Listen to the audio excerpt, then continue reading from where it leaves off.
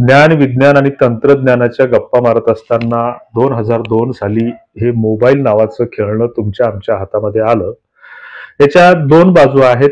माहिती आणि तंत्रज्ञानाचा खजाना याच्यामध्ये पुरेपूर भरलेला आहे. दुसरीकडे वाईट गोष्टी पण याच्यामध्ये भरपूर आहेत. आणि या माध्यमातून जे काही आमच्यासाठी, तुमच्यासाठी जे काही माहिती तंत्रज्ञानाचं जे काही माध्यम होतं, जो काही प्रिंट मीडिया होता किंवा जी काही माउथ पब्लिसिटी होती, ती ह्या गोष्टी कुठेतरी मागे पडल्या आणि या मोबाईल किंवा इलेक्ट्रॉनिक मीडियाच्या माध्यमातून जग हे एकमेकांशी अ, संवादाच्या निमित्तानं जोडल्या गेलं.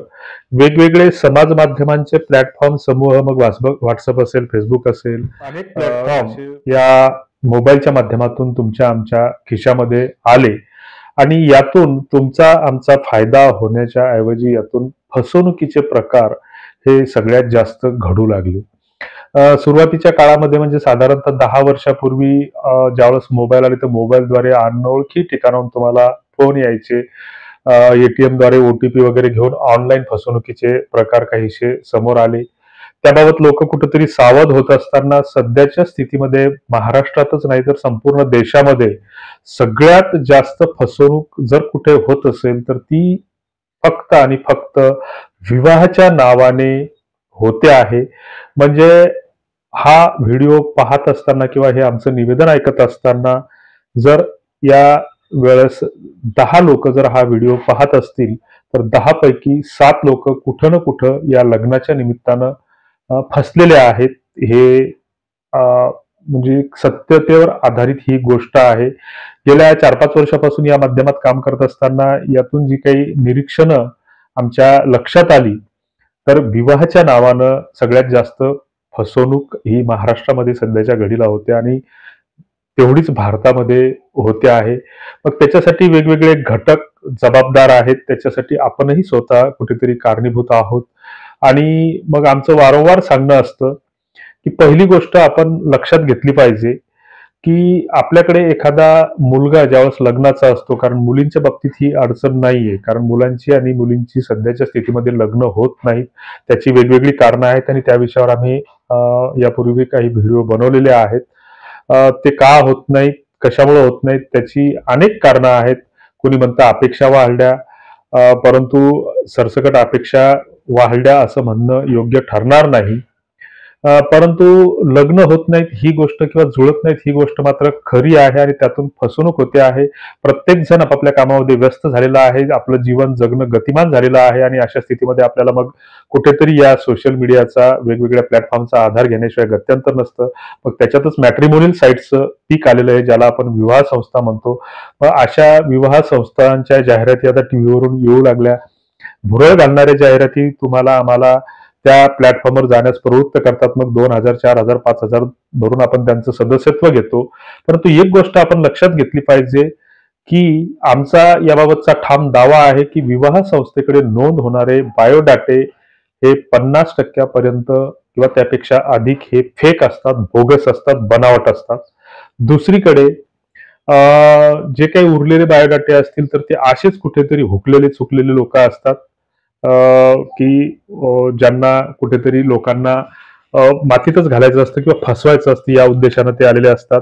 बरेच बायोडाटे आम्ही याची पडताळणी केली तर ते असे असतात की एखाद्या मुलीची एखाद्या संस्थेकडे किंवा एखाद्या मॅट्रिमोनियल साईट्सकडे नोंद होते, तिचं लग्नही होतं, तिला मुलंबाळही होतात आणि तो बायोडाटा तसाच ऍज इट इज राहतो. ह्या गोष्टी आहेत. या व्यतिरिक्त काही विवाह संस्था ह्या याच्यामध्ये चांगलं काम करणाऱ्या आहेत. मग त्या जे काही आपण ज्याला तालुक्याची ठिकाणं असतील किंवा जिल्ह्याची ठिकाणं असतील तर त्या माध्यमातून ती कामं करतात. मग आपल्या एखादं जर ओळखीची विवाह संस्था असेल आणि ती परिचयाची असतील तर त्या ठिकाणी नोंद करायला हरकत नसावी. मात्र कुठल्याही जाहिरातीला किंवा भ्रमाला बळी पडून या फसवणुकीपासून आपण सावध असलं पाहिजे. दुसरी गोष्ट, तुम्ही फेसबुकचं जर तुमचं अकाउंट असेल तर सर्च बारमध्ये तुम्ही सर्च करा वधूवर परिचय किंवा विवाह विषयक. जर तुम्ही सर्च केलं मराठीत इंग्रजीत तर खूप सारे बोगस बायोडाटे तुमच्या समोर येतील. अनाथ आश्रमातील मुली, मुलीला वडील नाही, मुली अनाथ घरची आहे, मुलीच्या वडिलाला अर्धांगवायू झालेला आहे, मुलगी कमी शिकलेली आहे, शिलाई काम करते, ब्युटी पार्लर चालवते, या नावानं फसवणूक करणारे अनेक तत्व सध्या महाराष्ट्रामध्ये कार्यरत आहेत. एक काल परवा आम्ही एका ग्रुपला सहज जॉईन झालो आणि सावली अनाथ आश्रम नावाने कोल्हापूरच्या नावाखाली एक बोगस व्हॉट्सअप ग्रुप आतापर्यंत त्याने 1500 रुपयांना शेकडो लोकांना गंडा घातलेला आहे. त्या व्यक्तीच्या डिटेल्स पण आम्ही घेतलेल्या आहेत आणि त्याबाबत आम्ही पोलिसात तक्रार करण्याचा सुद्धा प्रयत्न केला, मात्र दुर्दैवानं पोलीस तक्रार घेत नाही. ही एक सगळ्यात मोठी शोकांतिका आहे. त्यामुळे या गुन्हेगार लोकांचं किंवा या गुन्हेगारी प्रवृत्तीचं खूप मोठ्या प्रमाणामध्ये फावता आहे. मधुर अनाथाश्रम नावाने लातूरच्या एका जोडप्याला पोलिसांनी काही दिवसांपूर्वी पकडलं. ही गोष्टीची बातमी सगळ्या वर्तमानपत्रातून, टीव्ही चॅनल्सवरून आलेली आहे. तरीही आपण अशा गोष्टीपासून बोध घेत नाही किंवा सावध होत नाही. तर हे सगळे फसवणुकीचे धंदे असतात. एक साधा सरळ विचार आपण केला पाहिजे की आपल्या घरात जर एखादी मुलगी असेल किंवा माझा एखादा ओळखीचा मित्र असेल, मी जर एखादी विवाह संस्था चालवत असेल, तर त्या मित्राचा मला फोन येतो की आमच्या बहिणीसाठी, मुलीसाठी, पुतणीसाठी एखादं स्थळ शोधा. तो अपेक्षाही सांगेल. आपण जर त्याला म्हटलं की तुझा बायोडाटा पाठव मुलीचा किंवा तुझ्या पुतणीचा जो कोणी असेल, तर तो बायोडाटा आपल्या इनबॉक्स मध्ये टाकेलही, परंतु वरतून तो आपल्याला विनंती करेल की कृपया ग्रुपवर हा बायोडाटा टाकू नका. म्हणजे जी काही चांगल्या घरची किंवा सभ्य घरची जी लोक असतात, तर ते सहसा या सोशल मीडियाच्या नादाला लागत नाहीत किंवा असे ग्रुपवर बायोडाटे आलतू फालतू ग्रुपवर व्हायरल करत नाही. ही वस्तुस्थिती आपण कुठेतरी समजून घेतली पाहिजे. मात्र हे समजून घेत नाही आणि लग्न जुळत नाही म्हणून आपण कुठेतरी ओरडत फिरतो. तर असो, सांगण्यासारखं भरपूर काही आहे. तुर्तास आपण या विवाह फसवणुकीपासून सावध असलं पाहिजे, ही एक आमची विनंती आहे.